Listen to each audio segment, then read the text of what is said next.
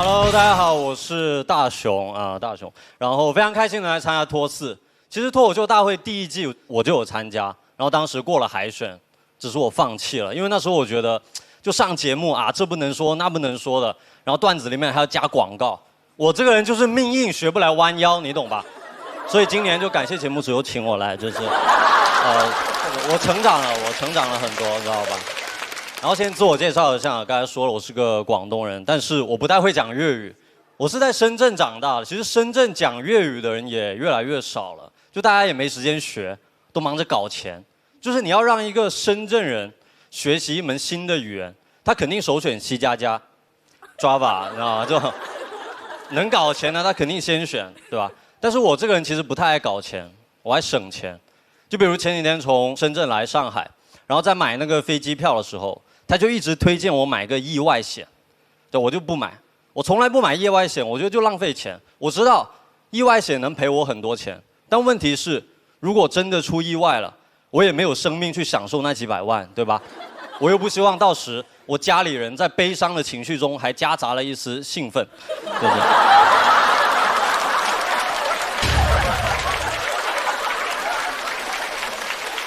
不纯粹了，你懂吗？但是有个卖保险的朋友劝我，他说：“大雄，我跟你讲，你不买意外险，等到出意外，你就会后悔。就谁有时间后悔啊，对吧？就意外险，它又不是延误险。如果我没有买延误险，但它延误了，我肯定会坐在机场后悔。我会跟自己说，刚才应该买个延误险。但如果飞机已经在空中出了意外，都快要爆炸解体了，对吧？周围的人都在大喊大叫，我不可能一个人傻傻坐在那里说，刚才应该买个意外险呢。”你买了，哇，恭喜，你就好了，死得其所，对吧？不会的，好吧，不会的。然后来参加脱四之前呢，其实我一共参加过2个综艺，第一个是一个恋爱综艺，素人恋爱综艺《心动的信号》第4季。真的，我真的是去谈恋爱的，不是去搞笑的，好吧？至少我以为不是，啊。参加那个节目之前，我已经单身1年多了。其实有很多人是活该单身的，包括我自己，就是不懂得抓住一些机会。有一次我开车，然后送一个女生回家，到她家楼下的时候，她突然跟我说什么：“哎呀，坐你的车头好晕哦，你能上楼陪我一会儿吗？”我当时就懵了，因为没有人坐我车会头晕的好吗？我开车贼稳。3年都没被扣过分 ，OK？ 哦，2点钟了，打停了。我觉得他有点不尊重人了，你知道吗？我那天晚上就没有去他家，我甚至都没回自己家，我一个人在高速上练车，你知道吗？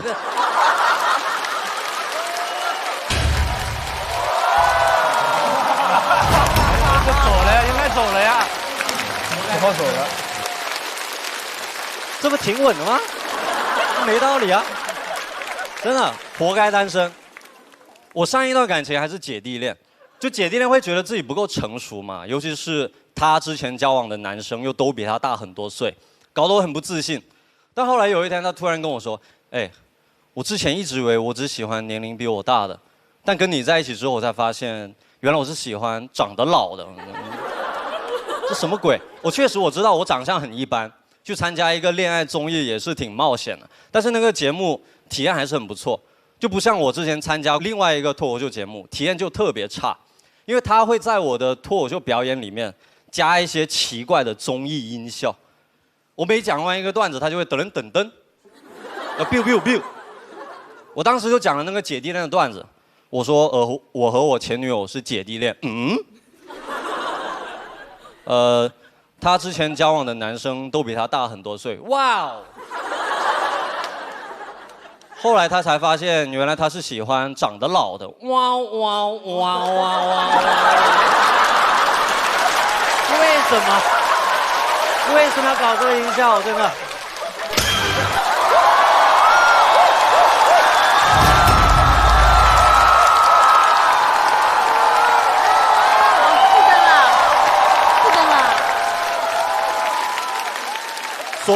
所以能来脱口秀大会第4季，我真的特别开心，因为我觉得这是一个更专业的脱口秀舞台，但是，节目组也知道我刚参加完《心动的信号》，居然还敢问我能不能在这个节目里也接受炒 CP。我说听你们安排就好，好吧？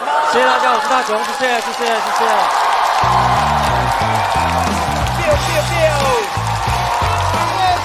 雄，大雄获得了4灯，恭喜晋级！谢谢大家，谢谢。就大家看得出来啊，我是徐志胜，真的就大家看得出来，我这个长相就很符合这个行业的要求了。就是无论台下的观众在干什么，只要我上台，大家都会忍不住的看我几眼。他们说这个好笑，这个。进入这个行业之后，我确实经历了很多我以为我永远不会经历的事情。就比如说前一段时间我去参加了一个直播带货活动。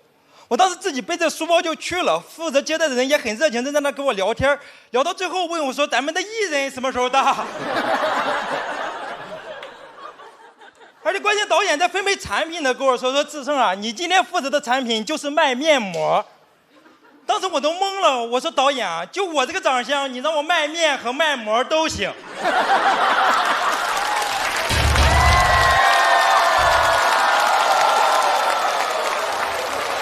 这就炸了，我天！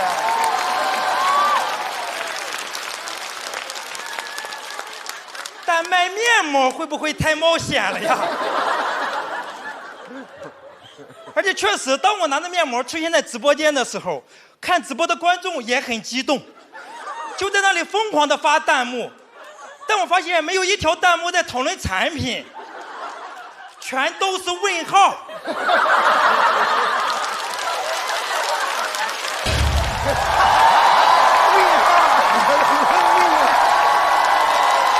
炸了！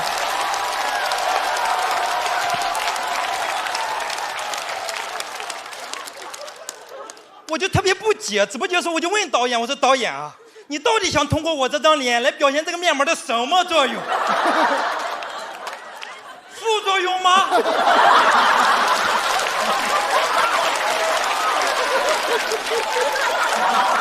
罗老师都笑成这样了，还不拍吗？真的，我有时候看着自己的长相，我就在那想，我说这个长相还有什么能失去的呢？直到我开始脱发。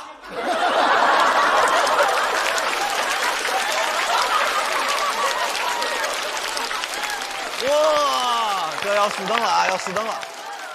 真的，就随着发际线越来越高，脸还越来越长，我就感觉我的脸在跟头发抢地盘。就跟大家说句实话，以前这些部分都不是脸。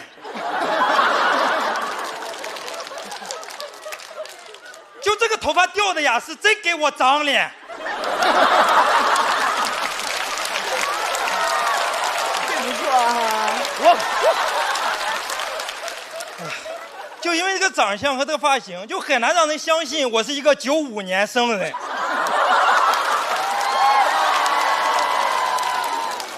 真的，你们的反应刺痛了我。我今年刚刚研究生毕业。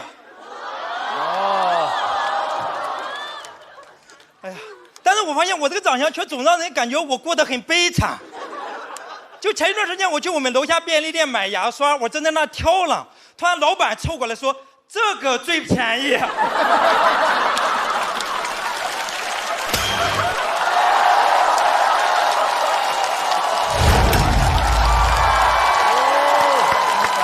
机会了，智胜4灯，最高兴的是何广智。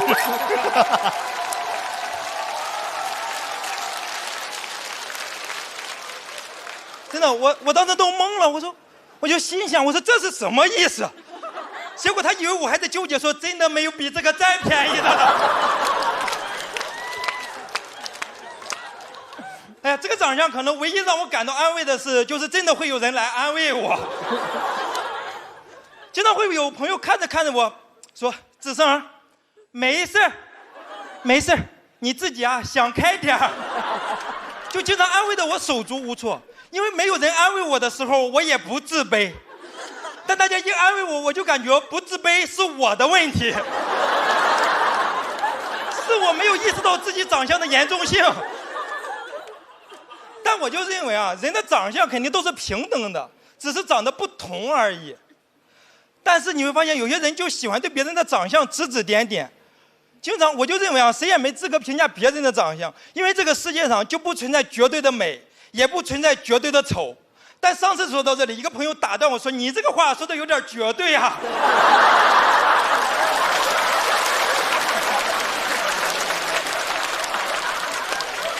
太猛了！所以我就特别喜欢脱口秀，因为脱口秀的观众看到我这个长相就是很开心的笑。有一次我去演出，上台之后一句话没说，全场爆笑了5分钟。就在那5分钟里，我就明白了什么叫天生我材必有用。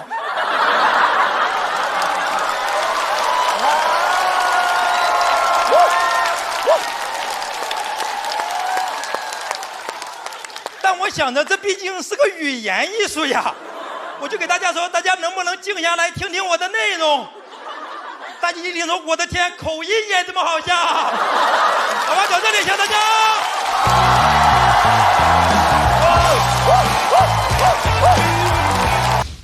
让我们有请下一位演员。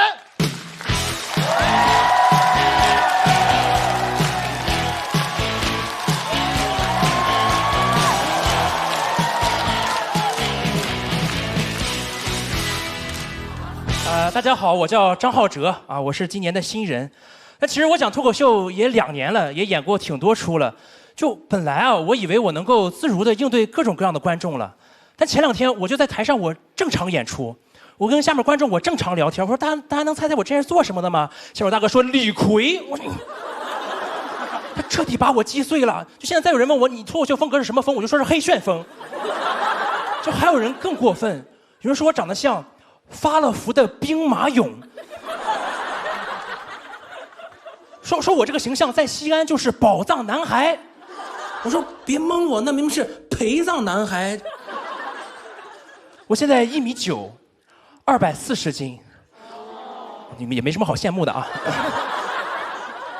但最近真的发生几件事让我认真考虑我要开始减肥了。就第一件事，就前2天我在公司坐电梯，我走进去电梯超载了。啊，这没什么，这我已经习惯了，因为我一般都是那个压垮电梯的最后一个骆驼。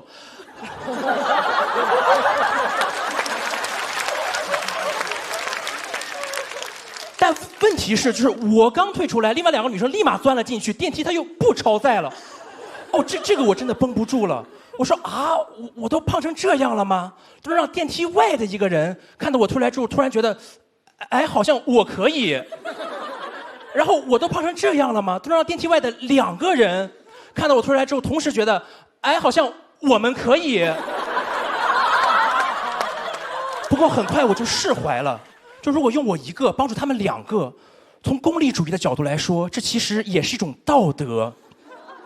但是我忘了，我所在的是一家喜剧公司，电梯的人快笑疯了，知道吧？里边还有个脱口秀演员，真幽默呀！就是那个臭小北指着我在那喊，还有人吗？我觉得他在上一个。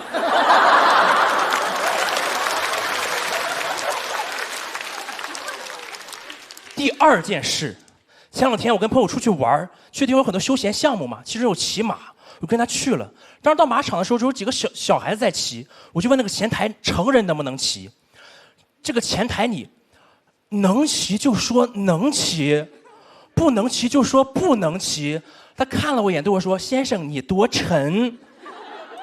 我说240。他说：“先生稍等。”然后拿出对讲机对后面说：“来，把那一匹请出来。”我说：“没必要吧，那个架势我还以为他们要请出一匹河马。”没有，那个教练从后面牵出一匹进口的汗血宝马。哦，那匹马贼漂亮，趾高气扬的出来，走到我面前，当时就蔫儿了。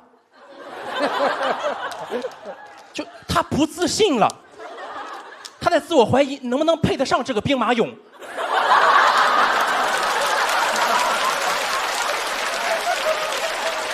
哇，这么顶的这场。对呀。我觉得我有点对不起这匹马，就因为我往他身上爬的时候啊，就这匹马扎了个马步。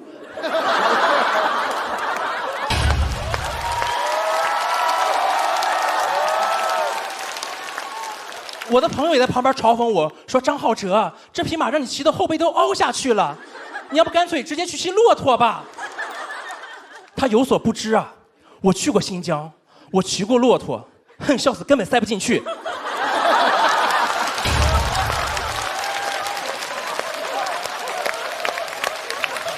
往这站着。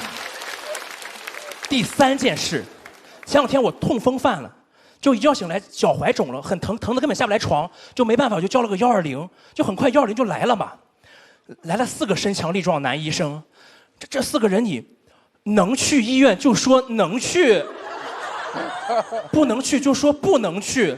他们4个用一种我很熟悉的眼神看了我一眼，对我说：“小伙子，我说240。”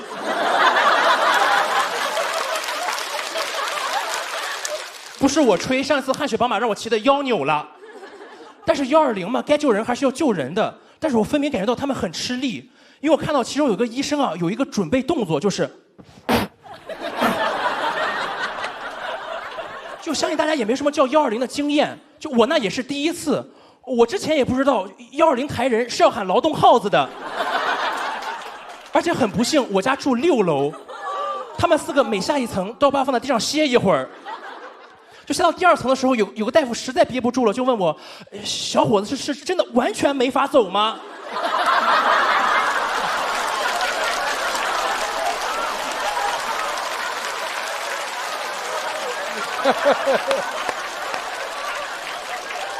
还不拍吗？我的腰好像也扭到了。我说：“哎呀，我要不给120叫个120吧。”不过现在我觉得就减不减肥无所谓的，因为脱口秀这玩意儿啊，好笑就行了，对吧？跟体重没关系。我就不信这个节目会有人过来问我有多沉。结果这时候服装老师就走过来对我说：“小伙子。”我说：“哎呀呀，这我草率了。”好，谢谢大家，我张浩哲。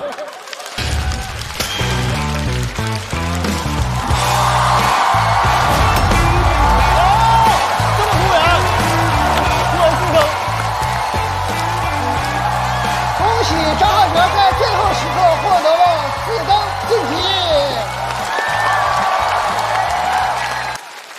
大家好，我是毛毛。准备好了吗？我要展示真正的技术了。你们4个该拍就拍啊，别往后等，后边不一定有，好不好？听人劝，哎，你对不对至于吗？我听人劝啊。你看看哥们儿这人气，气人不气人？可以，这特别好。谢谢你们，谢谢大家，谢谢大家来脱口大会支持我们，不容易，很热的天气，更不容易的是我自己，是吧？我已经第4年参加脱口秀大会了，大家都知道是吧？我其实已经不知道自己还能在这个舞台上获得什么了，不像这些新演员是吧？他们很多人就很直接，也很现实是吧？只要淘汰掉2个我这样的老选手，下半年就能接到广告，走到决赛呢就能参加吐槽大会，一不小心拿了冠军，公司还会把最红的女演员分给他炒 CP。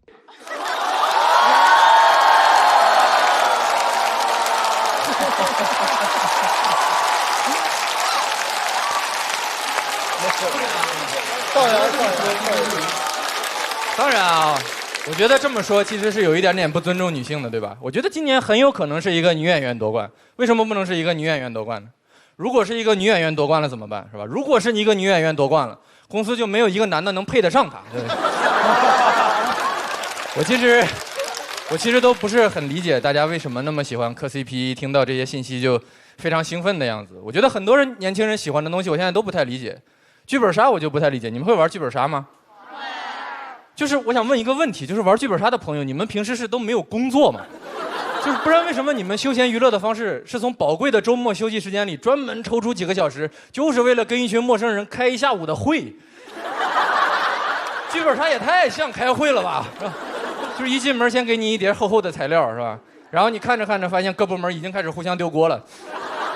而且最怕的就是跟同事玩，对吧？玩着都分不清自己是谁，是吧？都急眼了，你听我说，那个项目确实是我搞黄的，但人真不是我杀的呀。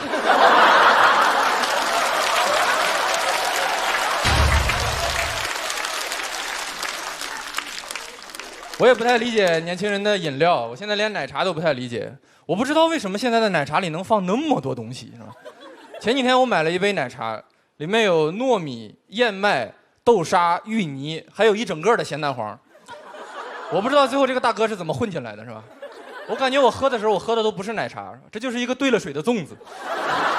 那我喝到一半是吧，噎的实在不行了，我开了一瓶八宝粥往下顺了顺。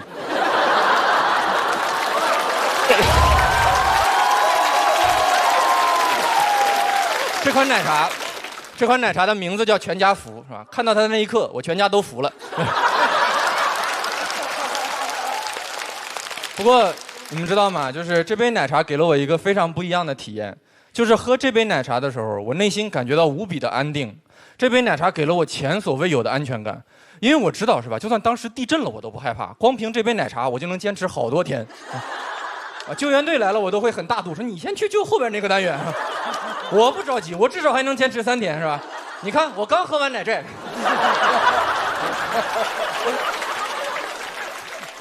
包括买盲盒的朋友，喜欢买盲盒的朋友，我也不太理解，是吧？我不知道为什么大家会喜欢买盲盒，盲盒不是摆明了骗人吗？我觉得盲盒不就是小浣熊干脆面，是吧？它还干脆没有面。你想，盲盒里卖的一定是没有用的东西，对吧？因为真正的生活必需品是不可能以盲盒的形式销售的，菜市场是永远不可能卖盲盒的，不然每天都会有人在那个菜摊前虔诚的祈祷，是吧？今天让我抽个蒜吧，哎呀，3礼拜没吃蒜了，哎呀。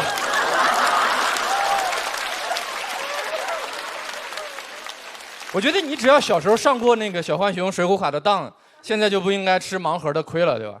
当时我为了收集一张宋江，我家里有20多张李逵。你知道我拉开抽屉的时候，20多个李逵拎着40多把大斧，就这样看着我，是吧？我们的哥哥呢？我当时。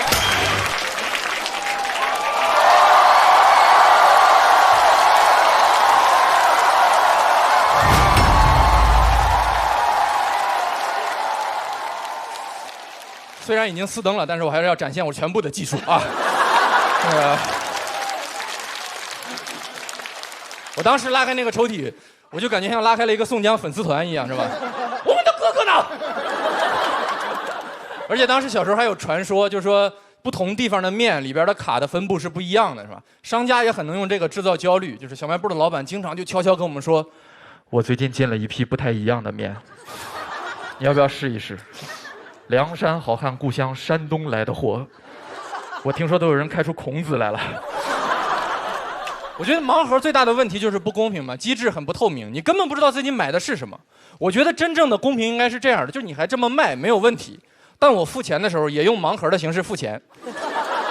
就这几个红包里边1块、10块、20、100，你自己选，对吧？然后我们回家各自打开，你这个盲盒值多少钱，就看我们自己的手气，对不对？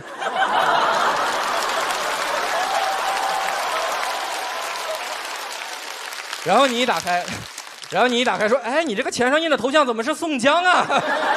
恭喜你开到我的隐藏款。”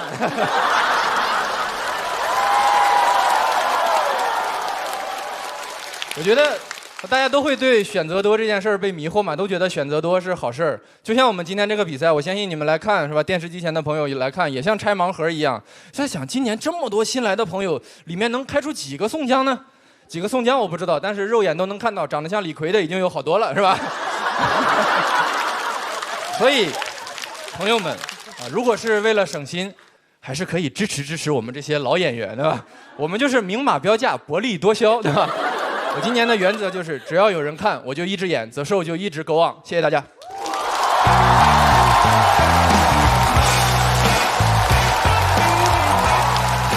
恭喜唐国技师获得了4票晋级。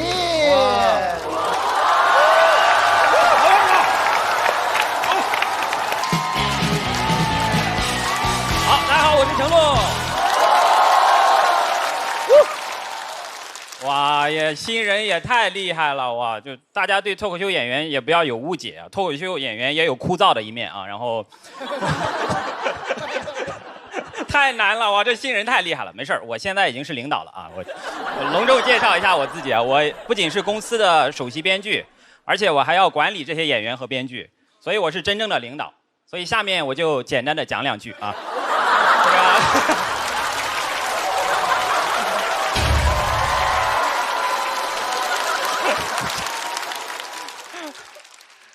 这个希望我们这个比赛赛出风格，赛出水平啊！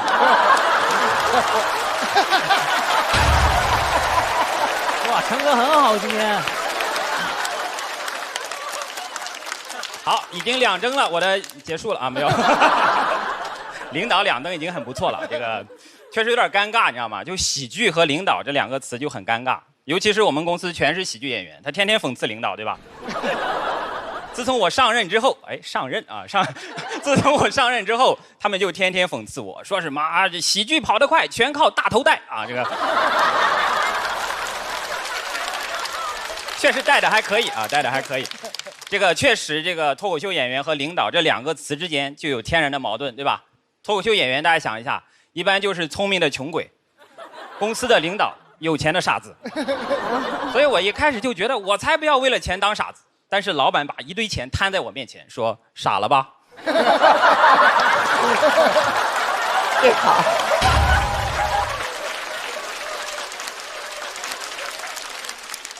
这个其实我答应做领导啊，其实是想打入领导的内部，去看看他们为什么这么傻。加入之后我发现，哎，这不大家都挺棒的吗？就当了领导之后，也不知道为什么，就是我的智商直线下降。就每天都在下降，哇！我都感觉我自己的智商快扛不住了，再傻下去就得当董事长。哎，我怎么把这句话说出来呢？董事长在这看呢，没关系，他听不懂啊。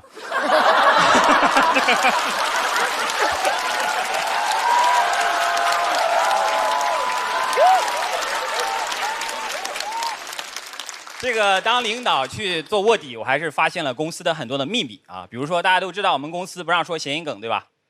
谐音梗扣钱啊，其实是因为谐音梗太简单了，要留给领导讲。我当领导第1天太爽了，真的，我说了1天的谐音梗，没人管得了我，全是让人笑不出来的大烂梗，哇，可把我的下属们笑坏了。当然，当领导还是有些不适应的，就是原来不当领导的时候，开会我是时间就很随性的，我就想什么时候去什么时候去。当了领导之后，我就不能这么随意了，我必须最后一个去。我万一早到了，我还得躲起来，有时候还会遇到多好的董事长。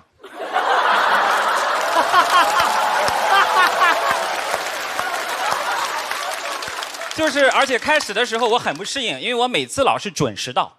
为了提醒我自己，我还在我的办公桌上刻了一个晚字。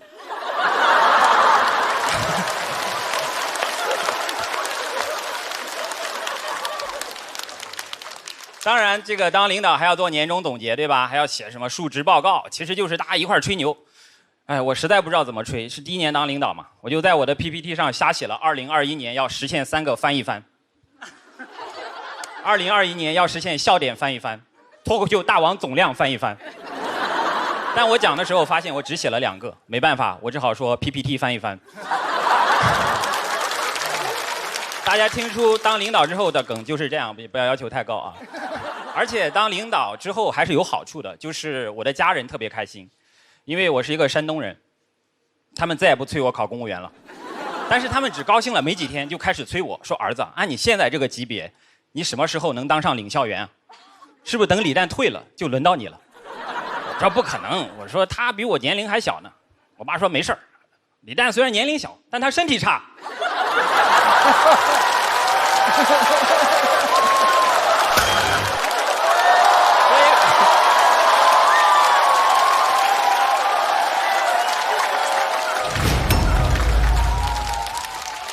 所以我现在天天陪李诞喝酒，就怕他身体突然好起来。最后呢，我想说，其实当领导、当喜剧领导、脱口秀的领导还是很有意义的，因为我们培养了很多的新人，大家可以看得出来，而且他们都很尊重我。过年的时候还给我送礼，跟我说：“哎，明年的脱口大会，成哥一定要罩着我。”我说：“没问题，你只要记住一点，脱口大会 PK 的时候，千万不要选我，成哥给你跪下了。”所以当领导很不容易，谢谢大家，我是程璐，谢谢。